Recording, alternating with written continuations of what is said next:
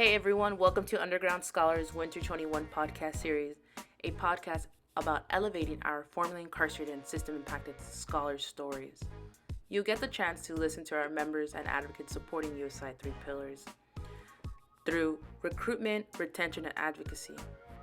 My name is Marisa Lopez, but you can call me Ritz. I'll be your host for Winter 21 USI podcast series. Hey fam, welcome back. In today's episode, I'll be interviewing Precious Ivy Molina. Ivy has been involved with a couple UCLA extracurricular activities such as Toxic Prison Lab, UCLA Danza Azteca, American Indian Studies Association Graduation Committee, and one of her biggest accomplishments have been graduating high school, getting to UCLA, and overcoming the many doubts/challenges associated with being a young mother of color. So let's give a warm round of applause to Ivy. Thank you for having me here, Ritz.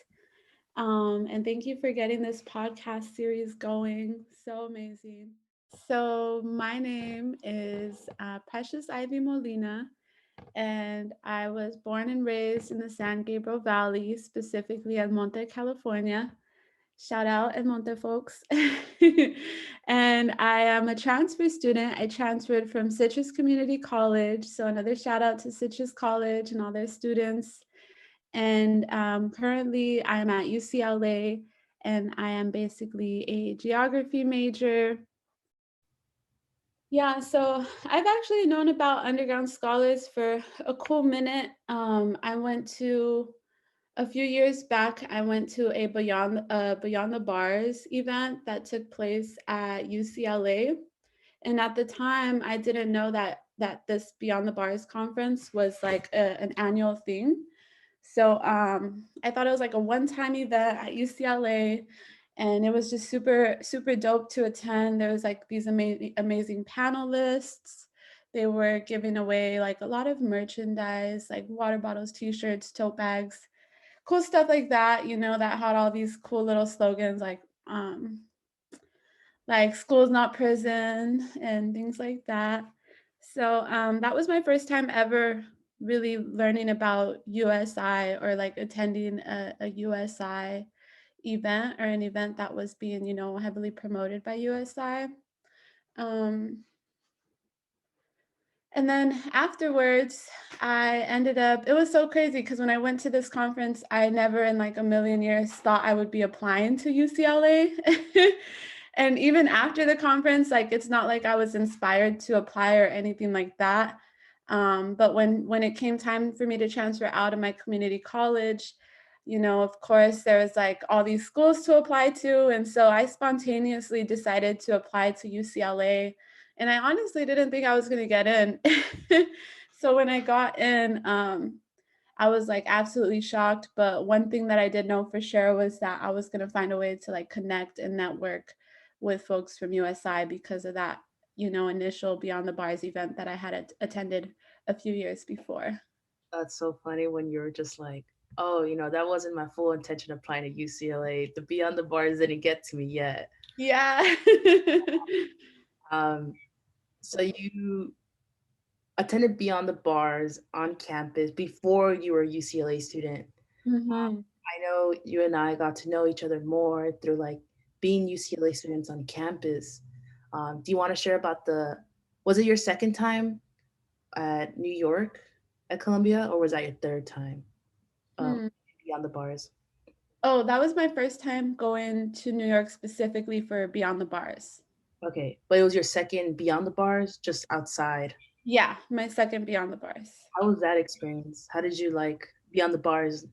Or just tell us, how has USI being involved in extracurricular activities like expose you in different spaces? Mm. I definitely think it's introduced me to like a whole new world of work that I was aware that this work was being done, right? Like this work to abolish prison and fighting, against mass incarceration.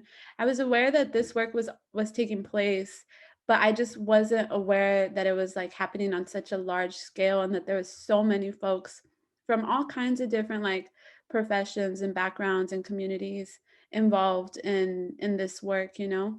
So that was definitely pretty surprising to see at the first conference. It was just like that's when I first started getting like politicized, and I started like, you know, attending demonstrations and more conferences and stuff like that. So so it was kind of like at that time I was being exposed to like a new world in a sense, you know. What is your experience or highlight when I think it was 2019, right? The Beyond the Bars conference that happened in Columbia University. What's something that stood out to you? Mm, definitely that Angela Davis was there. I mean, that was like one of the main reasons why I wanted to attend that specific Beyond the Bars. And then on top of that, you know, the fact that I was going with folks from school who I had started like developing very like beautiful relationships with.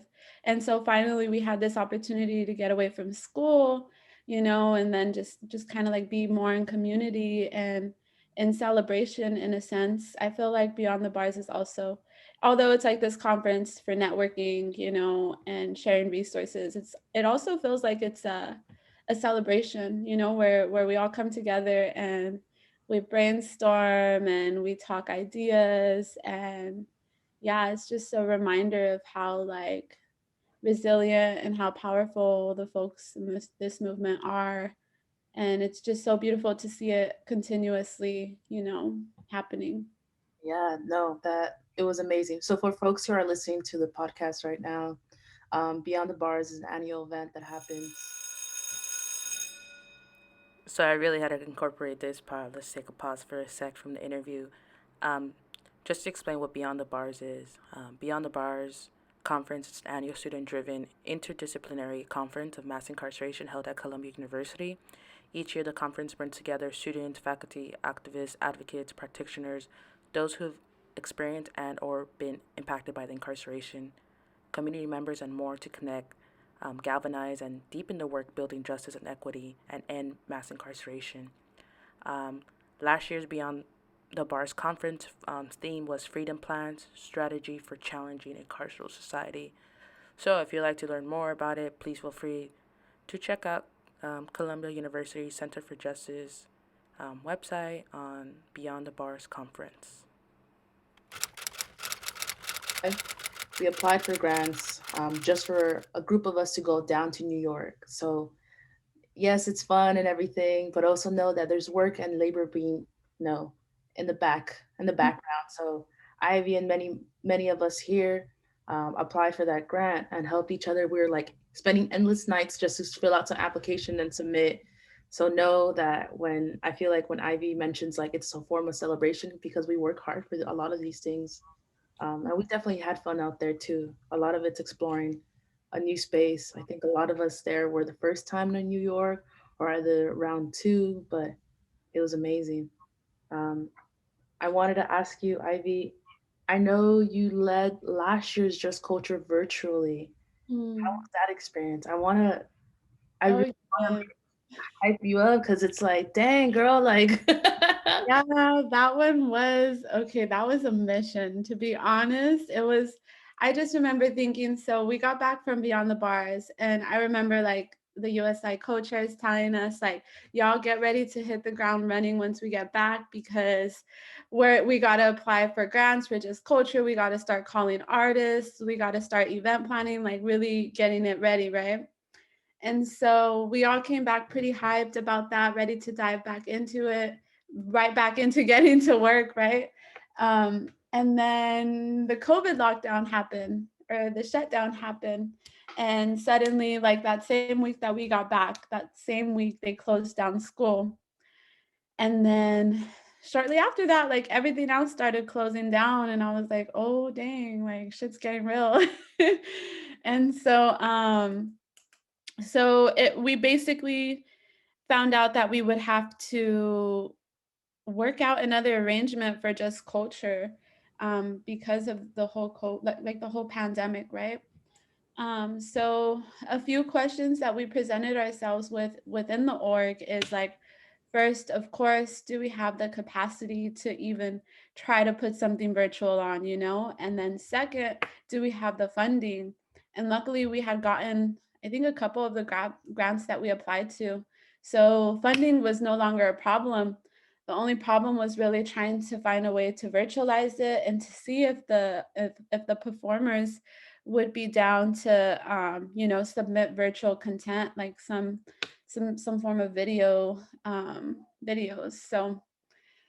So that was that. We basically came to a conclusion and decided to keep going with just culture because it's one of the traditions that honestly that I felt extremely called to, even though I had never like been to Just Culture before, just by what alums had shared with me about it, and just based off of like videos, like previous recordings from Just Culture the year before that. Just based off of all that, I saw that this was a tradition, you know, and for me, as somebody who is very connected to like their indigenous roots, I just feel like tradition is medicine, and I think tradition is very important in our communities, in our societies, in our families. So I wanted to keep pushing for it, and and so, yeah, that's why I did take the initiative. I remember Javi nominated me to be a host, and I was like, me? I was like, I don't know about that. Like, I'm so awkward. I was like, I'm so awkward, and I don't know if I'd be, a good host or whatever. But nobody else really wanted to do it. So I was like, all right, I was like, let me just get it. Just throw me in there, and we're gonna get what we get, and that's it. And so that's what it was. And we also had another member, USI member, Aaron, who was like a big part of it, a big part of the reason why we were able to make it all happen. Like he had warehouse space available for the artists and performers. So that was super dope. But overall, it was a really beautiful experience. And I think that it was really what a lot of us needed, like last year around, I think it was May, when a lot of us were just fatigued, tired of the lockdown, and maybe feeling a little bit hopeless. And, so I felt like it served as a reminder of why we do this and why we need to keep traditions going as well. Love it. Um, the the podcast before this one is I actually got the chance to interview Andrew Guerrero. Mm, Andrew, who kind of started Just Culture with like USI co-founders and all them. mm, I'm glad that this episode's after Andrew, so then it kind of highlights like who the baton being passed down like to you. You like took initiative, mm. because I've that's like a repeating pattern for folks who kind of share like, yeah, I was kind of pushed into it, but then I'm happy I got pushed into it. You get me? Like I didn't Yeah. know what wonders I was gonna find. And also just shout out to Aron Montenegro. This was like the grad student here in the WAC department, always helping us out, looking for funding, always looking out for us undergrads at USI, even grad students. So just to kind of put that out there, um, I wanted to ask you, kind of like, what made you stick around USI? Is it, does it resonate with you? Do you identify formerly incarcerated, system impacted, or are you an advocate? I definitely think I've stuck around USI for this long because I feel a sense of home within USI, which is really hard to find at UCLA. Like there's so many spaces that you can get involved in. There's so many student groups and student orgs, but I don't think none of them ever came close to USI, or how I would feel when I was in USI spaces. So that's definitely one thing that that keeps me here, right? And then also just our overall mission. I was talking to my friend about this the other day, and although like I recognize that like the prison industrial complex and mass incarceration is like this huge monster that was built over generations and generations. Therefore, it's going to take generations to dismantle.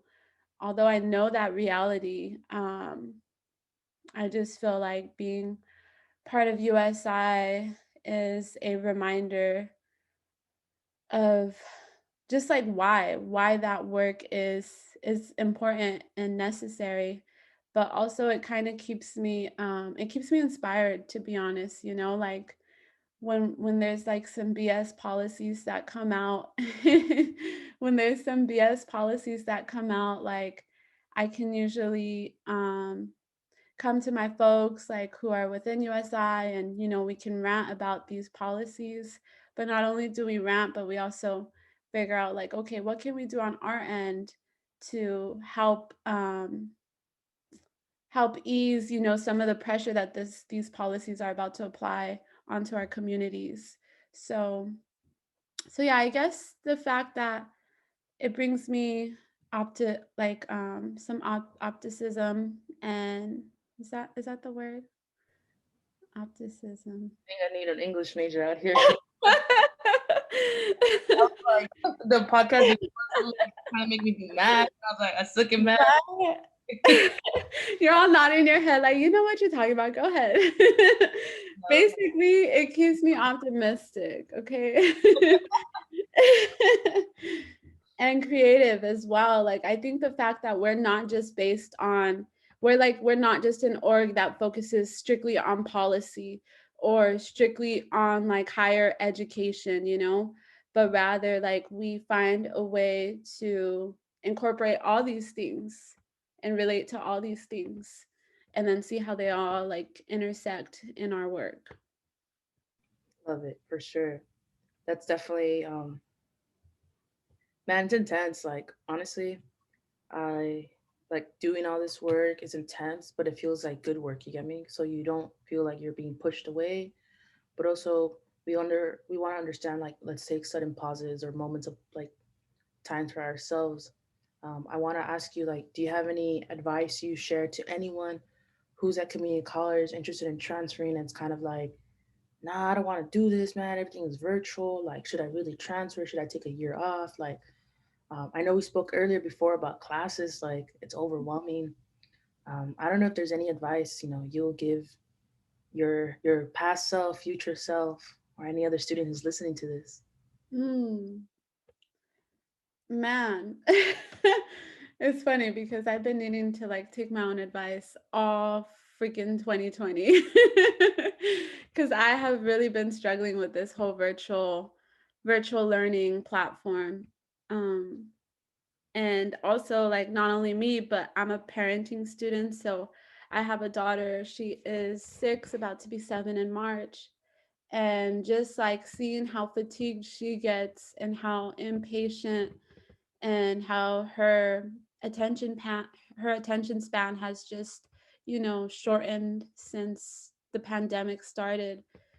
um it's hard to apply that pressure, you know, not only on children but even on ourselves as adults who know that we like, for some of us, you know, our grades kind of dictate our financial aid status. And so it sucks when those two things are connected because you really do feel the pressure like, holy shit, if I don't pass these classes, there's a possibility of me being on academic probation next quarter. And then, you know, that can have an effect on my financial aid package and so on and so on.